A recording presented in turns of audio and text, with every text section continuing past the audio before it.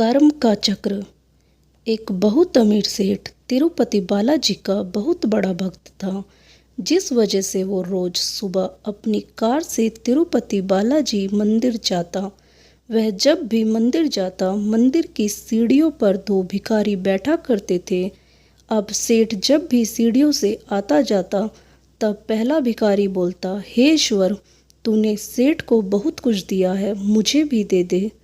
दूसरा भिखारी कहता, हे सेठ जी, ईश्वर ने तुझे बहुत कुछ दिया है, मुझे भी कुछ दे दे। यह सुन पहला भिखारी दूसरे भिखारी से कहता है, ईश्वर से मांग, वह सबकी सुनने वाला है, वो ही सबको देता है, वही सबका ध्यान रखते हैं। हम पर एक दिन उनकी कृपा होगी। अरे देने वाला ये सेठ कौन होता है? सब्र रखो और दिल से ईश्वर की भक्ति करो। तभी दूसरा भिखारी बोलता है, चुप कर मूर्ख। सेठ ने पीछे से इन दोनों भिखारियों की बात सुन ली। सेठ पहले वाले भिखारी की बातों से थोड़ा प्रभावित हो गया, जिस वजह से उसने दूसरे वाले भिखारी के बारे में सोचा और ये विचार किया कि देखते हैं ईश्वर की कृपा पहले वाले भिखारी पर कैसे होती है। अमीर आदमी ने अपने मंत्री को बुलाया और कहा कि मंदिर में दाईं तरफ जो भिखारी बैठता है, वह हमेशा ईश्वर से मांगता है, तो अवश्य ईश्वर उसकी जरूर सुनेगा। लेकिन जो बाईं तरफ बैठता है, वह हमेशा मुझसे फरियाद करता रहता है। तो तुम ऐसा करो कि एक बड़े से बर्तन में खीर भर के उसमें स्वर्ण मुद्रा डाल दो और वह उसको दे आओ। मंत्री ने ऐसा ही किया।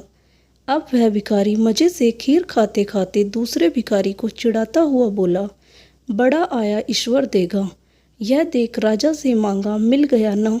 खाते खाते जब पहले भिखारी का पेट भर गया, तो उसने बची हुई खीर का बर्तन उस दूसरे भिखारी को दे दिया और कहा, ले पकड़, तू भी खा ले मूर्ख। इतना कहकर पहला भिखारी वहां से चला गया। अगले दिन जब अमीर व्यक्ति आया, तो देखा कि बाईं तरफ वाला भिखारी तो आज भी वैसे ही बैठा है, लेकिन दाईं तरफ वाला भिखारी गायब है। अमीर व्यक्ति ने चौंक कर उससे पूछा, क्या तुझे खीर से भरा बर्तन नहीं मिला? भिखारी, जी मिली थी मालिक, क्या स्वादिष्ट खीर थी, मैंने खूब पेट भर कर खाई। अमीर व्यक्ति बोला, फिर उसके बाद क्या हुआ? भिखारी, फिर जब मेरा पेट भर गया, तो वह जो दूसरा भिखारी यहाँ बैठता है, मैंने उसको दे दी। मूर्ख हमेशा कहता रहता है, ईश्वर देगा, ईश्वर देगा, तो मैंने कहा, ले बाकी की बची हुई तो खा लेना। राजा सब समझ गया, मुस्कुरा कर बोला, अवश्य ही ईश्वर ने उसे दे ही दिया। तो दोस्तों, इस कहानी से ये बात साबित होती है कि सब करने वाला वो ईश्वर ही है।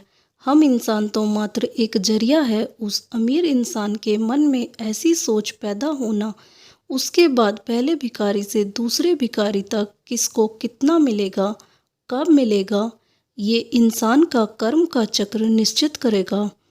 इंसान का भाग्य भी उसके किए जाने वाले पुरुषार्थ यानी कर्म से बनता है।